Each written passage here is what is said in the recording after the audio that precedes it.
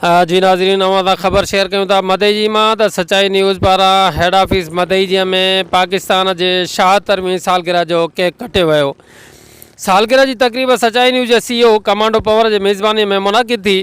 तकरीब में अगूणे ज़िलाई नायब नाज़िम शिकारपुर तकी अब्बास कमारियो ख़ुसूसी शिरकत कई।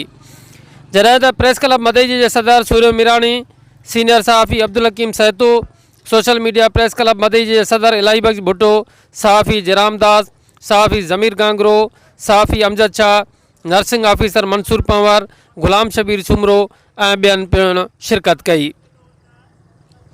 तकरीब में सालगिरह जो केक कटे पाकिस्तान जिंदाबाद ऐं पाक फौज पैंदाबाद जा नारा हया विया।